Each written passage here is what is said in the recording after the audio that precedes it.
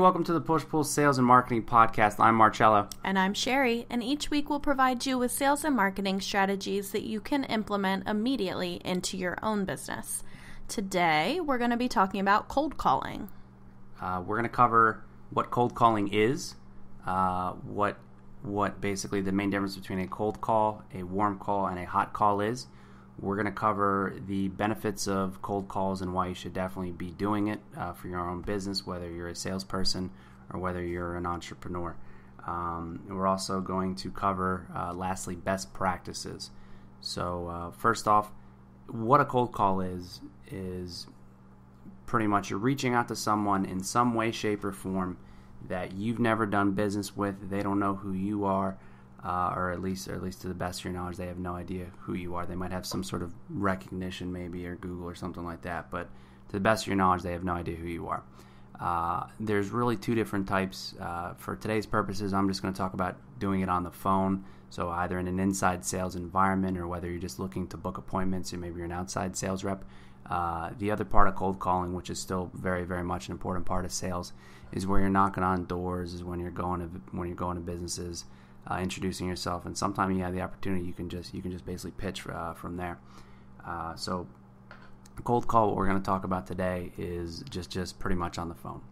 So the next step up from a cold call would be a warm call, and that is they have some sort of idea who you are, maybe have some sort of connection, they kind of have an idea. So for example, you meet someone, maybe you're playing tennis and like that. Oh, hey, this is Brian. You were saying that you guys sell software for doctor's offices. Brian's a doctor. You guys should hook up. You shake hands, and now you're calling up Brian on the phone, maybe to set up an appointment.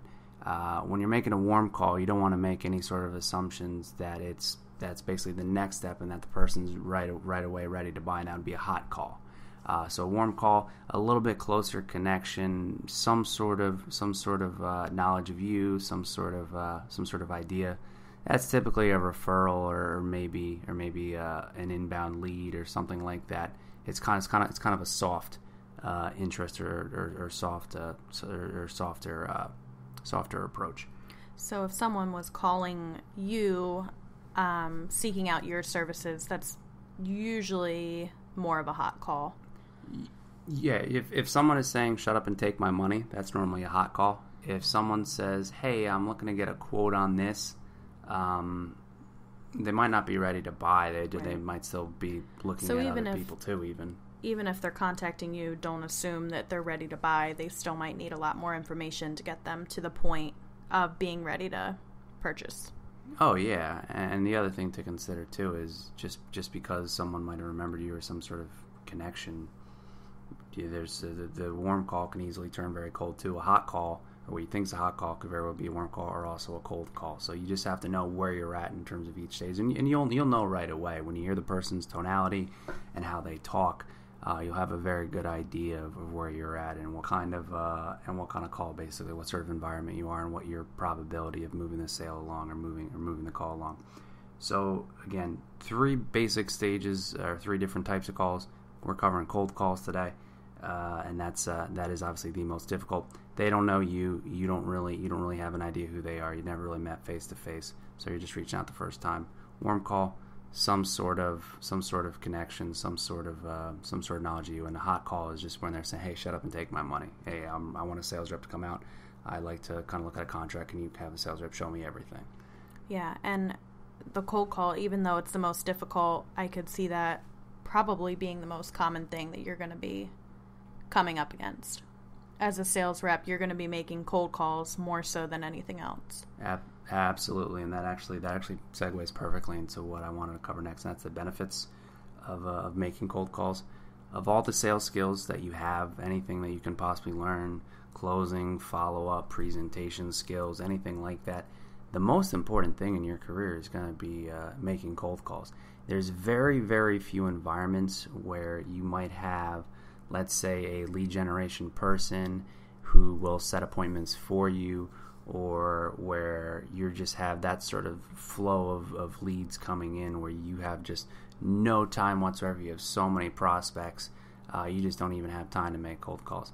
Veteran salespeople, they don't have to make as many cold calls because they have a lot of referrals coming in and they have a lot of residual business. But if you want to be successful and you want to be the top of your industry, you want to be pretty much the best sales rep in your company, in your industry, you have to make cold calls. There's just no way around it. And even a referral can, like I said, a warm call can turn cold. Someone can say, hey, you should call this guy. He's really interested.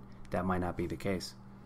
Yeah, and it's an important skill to take with you moving forward. I could see cold calling be very applicable in other areas of your business and other areas of your life. You know, once you're going into a sales call, you might have reached a point with the person you've been speaking to and they decide to bring someone else in who kind of needs to start fresh. Mm-hmm. You're always going to be well-versed in those skills, just as a person even.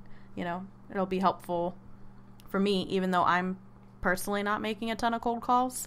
It's things that you can better learn how to present yourself and present your business and present your purpose and get that across quickly. Mm-hmm. And to kind of cover who makes cold calls, salespeople obviously are going to make cold calls, and they're going to do it either sell their product or kind of get their foot in the door, or they're going to do it to set up an appointment if maybe they're an outside sales rep.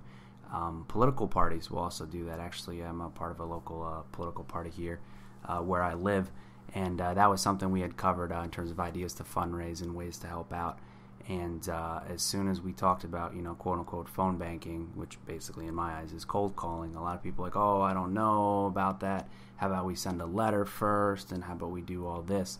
And do you think that's because they're uncomfortable about cold calling? They're worried how time-consuming it is. They're worried about the response. They don't feel comfortable in their own skin doing it. They don't think it'll bring the same results. Yes. Yes. It's pretty much all that. So if you're comfortable, you're just going to be that much more. You're going to be that much more successful. So just something small. They said, "Hey, I'm going to need scripts. I'm going to need to know exactly what to say. You know, if I know what to say, or if they have a letter, then you know they know what we're calling about and all that good stuff." And it's just it was lack of confidence in the actual ability, and that's fine because again, not everyone is a salesperson. Not everyone has to make cold calls. But eventually in your lifetime, you're going to need something from somebody who you have no idea who they are. They have no idea who you are. Mm-hmm. And you're going to have to make a cold call. You're going to have to find a way to go ahead and do that. Entrepreneurs who are just getting started up, they're also going to make cold calls too for their business, just to find customers. But also, you know, perhaps to find investors too. If you're a tech company and you're a startup and you need to reach out and set an appointment with the Shark Tanks, with the Mark Cubans of the world, you're going to need to make some calls. You got to call some people and find out, you know, who's the right person and make things happen. Real estate agents, roofers, contractors, anyone that is looking to promote some sort of product, some sort of service, or some sort of business and generate revenue in any way, shape, or form should know how to cold call. Again, it is the most important skill in terms of sales. There's no way around it. You know, people will say cold calling's dead. You know, we can just market, all that good stuff. It's a lot more expensive. So your other options are you can send out mass mailers, direct mail, which has maybe less than 1% return or less than 1% response rate. You can That's rough. Less than 1%. It's hard to justify that. And it would depend on the product. So if you have like a small consumer goods thing or something like that, I'm not sure what the total average is, but I would say it would be no more than 3 to 4% actual, and that's people who actually buy it as a direct result. It might help a cold call if they've seen your information before, and again, we are just bombarded with advertisements in today's day and age, so any sort of recognition helps. But a cold call is basically selling on the phone. It's six times cheaper than doing it any other way. So an inside sales rep is basically 6 times less expensive. You have gas, you have all that good stuff that you're not paying for. You know, if you have an outside sales rep, they're paying, the overhead is gas and mileage and lunches. Gas, mileage, lunches, donuts, all that good stuff. Yeah. Or you can have a dedicated person to set leads, so you're now paying someone extra, someone else's salary, and on top of that, you know, you have all those benefits. That is and all probably that good not doing as good of a job as a trained sales rep could do. It depends. Or some lead generation. Some people have developed that skill and they're just really, really good at that. They're really good at setting appointments for someone, but their presentation skills might be lacking. Some businesses have that. Well, hey, you're going to start off in lead gen, then you're going to work in inside sales, then you're going to transition to outside sales, then it can be a sales manager, then it can be a general manager. So there is still that whole path for some businesses, but more and more it's kind of going by the wayside. Larger companies can have that, and they can afford to have a lead generation department or have someone dedicated to set appointments for you. And the market seems to fluctuate a little bit too as far as what types of media we're bombarded with. I've seen comics going around, like comic strip things of people used to be excited to check the mail, and then they were excited to check their email because they would get like one every once in a while. And now it's, everybody dreads opening up their email for the day because it's going to be hundreds of junk mail and a lot of emails that are just kind of nonsense. And I don't get very many phone calls anymore.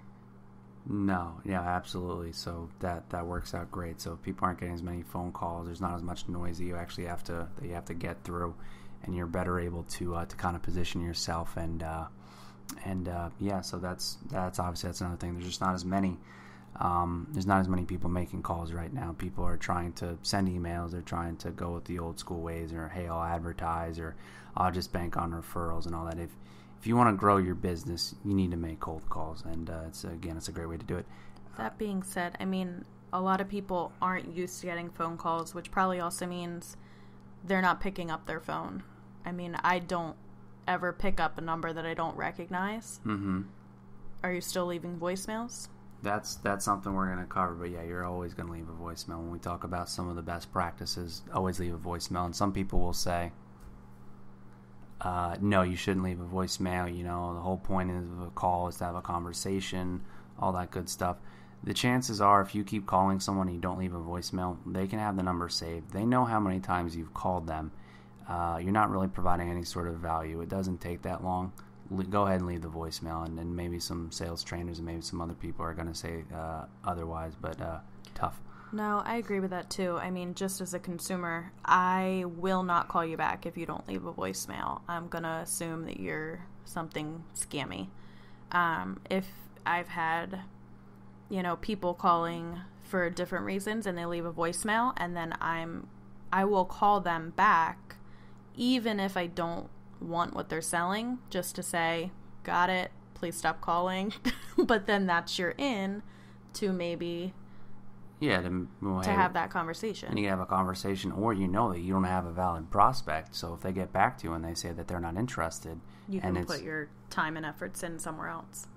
And I was going to say not interested, and it's not a qualified. Just because they say they're not interested doesn't mean you should give up. But if it's not qualified, or it's not going to be the best lead, or it's not a warmer lead, or someone that in the future you want to spend your time with, definitely. And lastly, you're a lot more productive. I can make a lot more phone calls in a short period of time than I can, and have conversations with customers than I can just knocking on doors. It's simple logistics, for lack of a better word. Are there any other reasons? No, to recap, it's the most important skill, so you need to know how to do it. You're going to have to do it at some point. Not just salespeople, political parties do it, entrepreneurs do it, investors. Everyone has to make calls on the phone. It's six times more cost efficient in terms of customer acquisition than any other method possible. You're going to have a lot more opportunities to do it, so it's a lot more efficient. Not as many people are making calls, and lastly, you can be anyone. So if you want to be sound more senior or anything like that, people don't know. They can just tell from your tonality that you're the real deal and that you're serious and all that good stuff. But if maybe they saw you face to face, they say, hey, you look real young, I'm not sure you really know what you're doing. But on the phone, you could be anyone. So, it works out very well. Yeah, when Marcello started out in sales, he ended up having to grow out a beard just so that he would look a little bit older, because when he would go on those... Took me weeks to grow that. He would go on those face-to-face sales calls.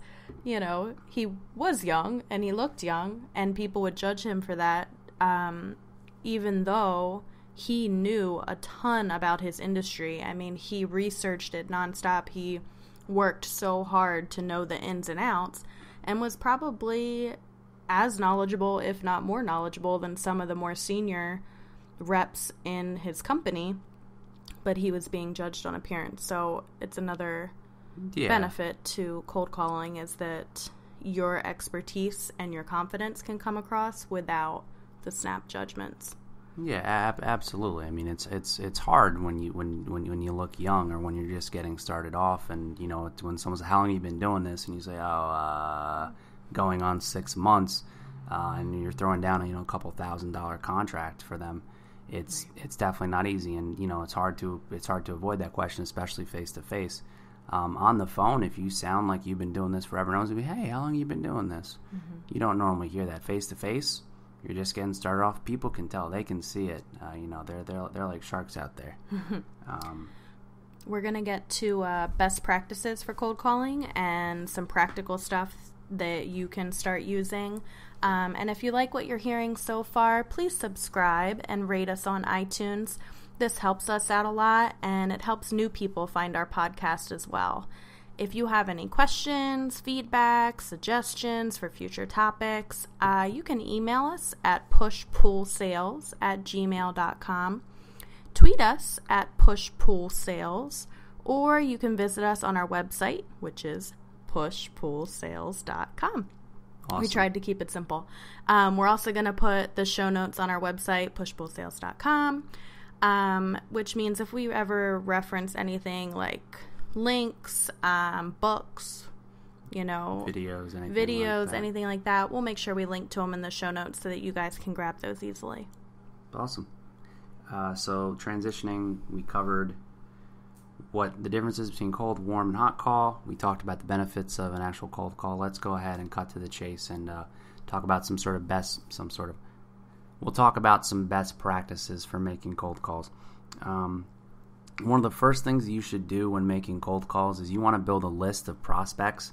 You want to have that available right away, so you can be efficient and kind of go through calls in a rapid manner. You don't want to look up a company, make a call, spend some time, try to find another prospect, and repeat. You want to just keep calling the similar people as well. So if I'm calling doctors today, and that's what I'm going to do. I'm going to call doctors in 90210. Then have your list of doctors in 90210 ready. Don't spend time in between. Just be focused on that task. When you're building a list, build your list. When you're calling, make calls and be fully focused on that task. I could see that being helpful too, in that you're talking to one guy and you're like, oh yeah, I just talked to so-and-so who might be a competitor across the street. You're in that mode. The conversations are all going to be similar. It's going to feel more familiar. People are going to feel like you understand them better if you're kind of in that mode.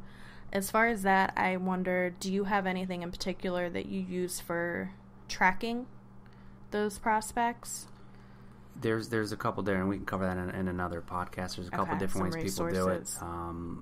We actually, and they're not a sponsor, we actually just looked at a couple different CRMs. But for our company, Salesforce.com, they're one of the best known CRM providers. It makes it very easy to track your calls and to be very efficient. So you can track a call, make a follow-up task, have your counter, have everything integrated. There are other great providers that are able to do that. If you have the capability of doing it, even if you're just a small company getting started off, there are even free CRMs out there as well. Insightly is one. Sugar CRM, they might have a free version. And we'll cover that in another podcast. Yeah, we'll put some of that stuff together for you guys later on. But yeah, so you definitely want to have a list. Be prepared. Call similar people. Mm-hmm. Call similar people. You have similar conversations. What else do you need to prep for before getting on that cold call? You want to have your scripts and you want to have your opening down pat. So you don't want to go in there and wing it. The best movies, the best actors, they're all going all. No one says, "Oh, he's reading a script. It's terrible." you definitely you're gonna need a script. You can ad lib some things and have a normal conversation, but what you want to say about your benefit statement, you need to have it well rehearsed enough so that way it can sound more natural. Right. Like, we've all been on the phone with customer service where you can absolutely tell that they're just reading off of a script, and nothing's more maddening. But like Marcella said, it doesn't have to be that way. I mean, every actor that you see on screen is working off of a script, yet you can kind of embody that and bring something else to it. Just makes you sound a little more intelligent and prepared when you have something in front of you. Yeah, you don't want to be Mr. Michael Oppenheimer from the Elvis Duran phone taps. That's just reading in the telemarketer from hell. You definitely want to be natural. Another great tip is, just before you even make the call, take some time and research the person or the company that you're calling. You want to know a little bit about them. Any sort of connection, even if you don't know the person. Oh, he went to Rutgers too. Even not necessarily go ahead. Google, Facebook, LinkedIn. See what they're tweeting. They're your best friend's Twitter. I mean, pretty much, it's going to be rare that you come across someone that doesn't have any information online. It'll happen, especially if you're in Lancaster County and you're dealing with Amish businessmen like Marcella does. Yeah. Other things for preparation, you wanna have a headset if possible. Have your notes all ready. If someone's going to give you a phone number, going to give you an email address, you don't need to be scrambling for your notes. If you're at your desk, have all that out. Have everything ready. Eliminate any sort of distractions. Something small too is you want to be professional. You want to dress nice for work. Go ahead and wear that suit and tie. It doesn't matter if you're just an inside sales, or when I say just, it doesn't matter if you're an inside salesperson or you're doing lead generation for someone else in cold calling. It makes a difference. Actually, studies have shown that that productivity actually is decreased because of casual Fridays. I'm sure the kids nowadays are going to hate that I put that out there, but it actually shows that people are less productive. So would Mark Zuckerberg be more productive if he put on something other than a hoodie? His sales reps would be. Yeah, actually, his sales reps, they don't even work in the same building. I think only the senior ones do. They're the other ones, they're dressed nice, and they're somewhere in like Minnesota or Chicago or something like that. But Mark Zuckerberg is not a salesperson. I thought you just meant everyone's more productive. In general. Yeah, Facebook, they're probably distracted too. Yeah. I would say he would be a lot better. Mark Zuckerberg, take off the hoodie. Dress nice. Jeez. Yeah, having something small like a mirror, even so you can see yourself talking and just to see yourself smiling. Having a timer, it's helpful too, and that's more so for time management. Or even just something small, just to know, how long to pause and kind of see, hey, I really rushed that call. I really went through way too fast to that client. And when you said smiling, you're not just smiling at yourself in a mirror to put yourself in a better mood. When you smile, physically, they can hear that smile in your voice across the phone. So it's good to get in the habit of smiling. When you have the headset on, you can walk around a little more and be more natural and conversational and not so stiff.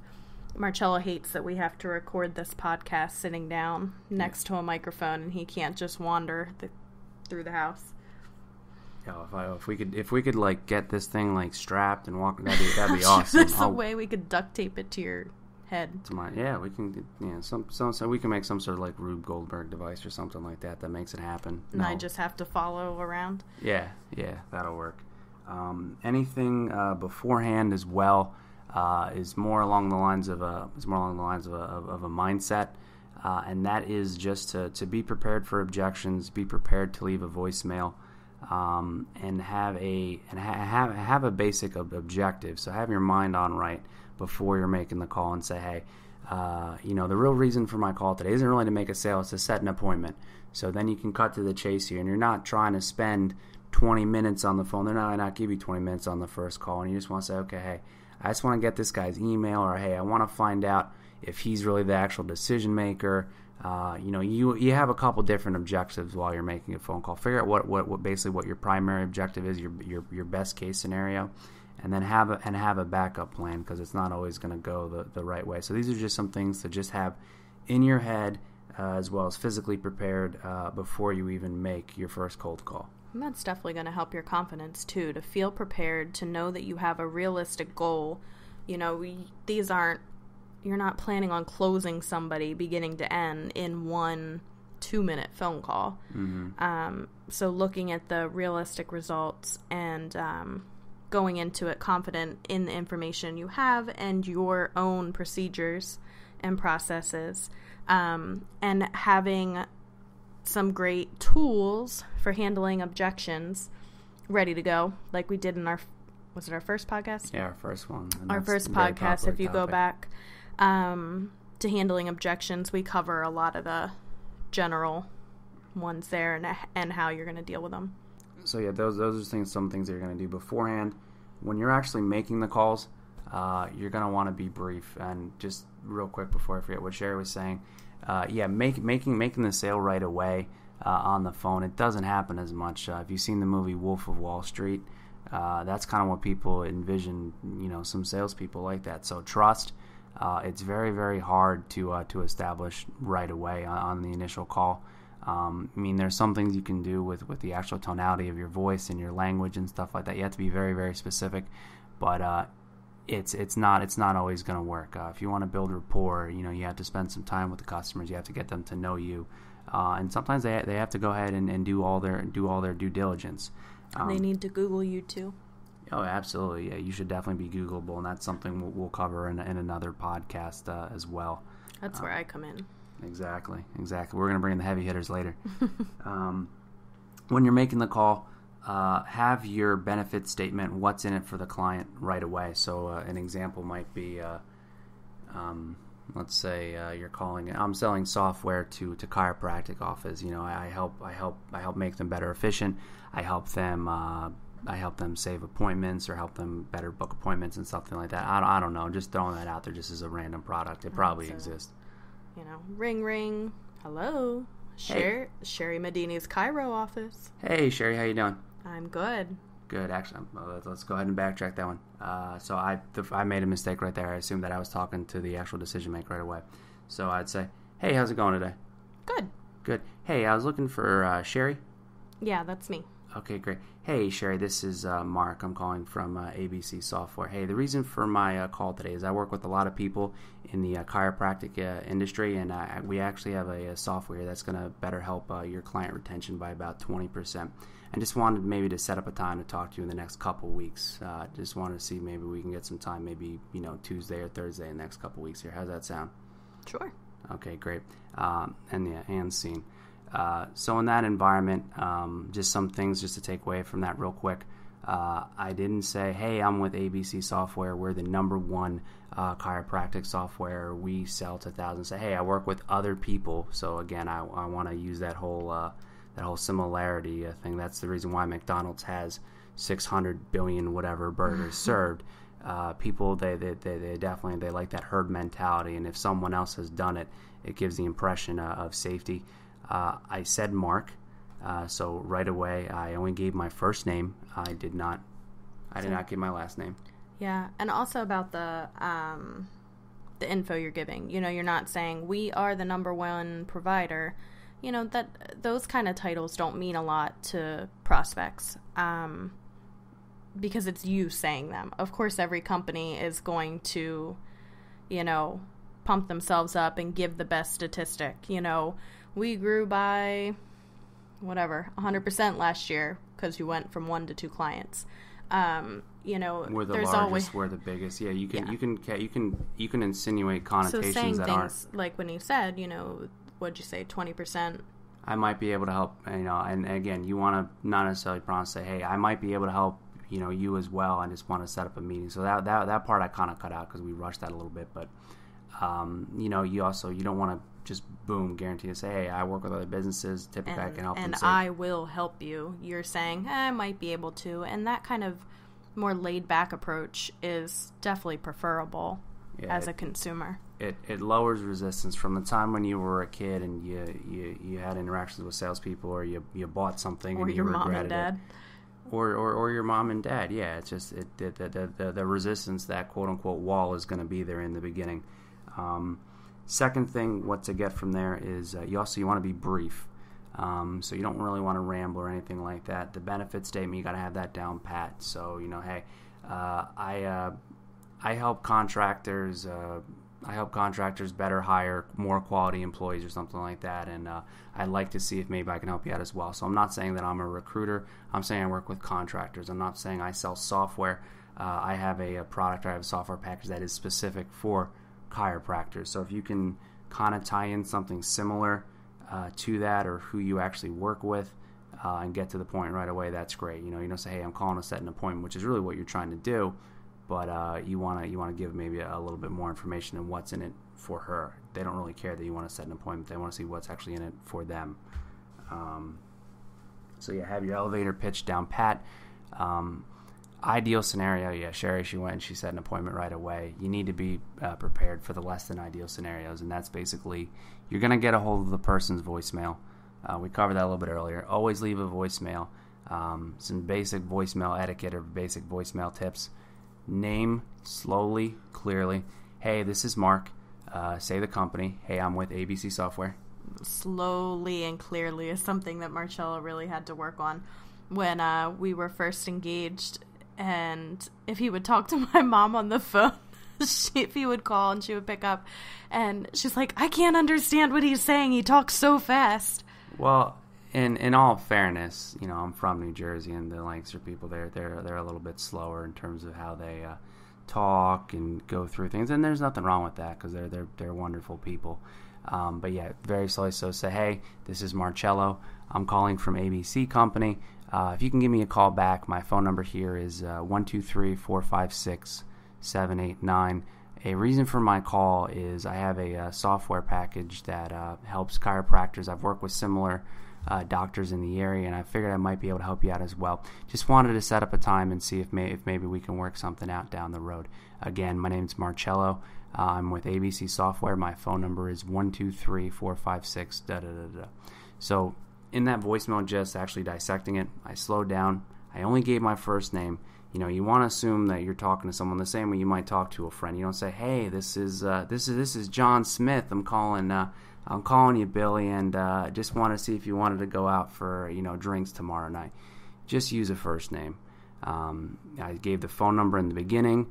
I give the phone number at the end. So name and phone number. Nothing probably drives people more crazy than listening to a 20-second message and having to listen to it again to get the phone number. So that's why I say it in the beginning and I say it at the end. It gives them time to go ahead and write it down. If you have the person's email, send them a follow-up email. Your chances of having someone actually return your call go up, or just having a conversation the next time, it actually triples if you send an email. In some situations, it's even more. Don't be offended if they don't call back. Don't go ahead and automatically expect a return call. And the next practice would be have your notes prepared that you left a message or anything. Put that into your CRM and schedule a follow-up. Don't lose track of that customer. Most sales happen between the third and 15th or 22nd interaction. Most salespeople give up after one try. Yeah. So just to recap things, we covered what a cold call is, what are the benefits of cold calls, why I personally feel it's the most important skill you can have, and some basic best practices, which I'm going to run down real quick. One, build a list. You're going to be ready. You're going to have who you're going to call. You're going to have similar conversations, and you're going to have your mindset only on calling people and not on finding more people to call. Two, have your scripts well prepared. Have everything ready with what you're going to say. Be prepared for objections and be ready to handle that. Work with your manager, or just make a bunch of cold calls until you hear every single objection possible and then have responses back. It's okay to have a bad call. It's not okay to keep repeating the same mistake. Smile, be friendly, have good posture, walk around a little bit if you can, have your notes ready, have a mirror so you can see yourself if possible, a stopwatch to see how much time you're actually spending on the phone. You'd be surprised. The average sales rep probably only spends about an hour and a half actually selling, and the rest of his time is between admin stuff and getting ready and all that. Break it up into small increments, knock out a couple calls real quick, and just kind of get into the flow of things. One thing I didn't cover is have a set time to do that every single day. Get it out of the way to go ahead and get more appointments, or to go ahead and close more deals and follow up with people. If that's the hardest thing, if you don't like making cold calls, first thing you get in the office, make calls and get it done. Be brief. Always leave a voicemail. If you have their email address, go ahead and send them an email address, and use your first name, as I said, and just have a good mindset. Know exactly what you want to tell to the customer, or know what the objective of the call is, and have a backup plan in case your first goal might be to set an appointment, and your second goal might be just to get the person's email address and maybe follow up in the future. But just to have that sort of mindset and not really be gung ho about making the sale on the actual first call. And that pretty much covers that. I could talk about cold calling a lot more, but just wanted to give you as much good information as possible, just as many ideas that maybe you've heard of other ones before. Just try it. Go ahead and do it. Yep. Give it a whirl, see what happens, and adjust from there. I think that wraps us up for the week. Thank you to bensound.com for our intro and outro music. And thanks to you guys for listening. You guys can tune in next week where we're going to tackle another topic. And if you have any questions or feedback on today's episode, you can head to pushpullsales.com, and all of our contact info is there. See ya.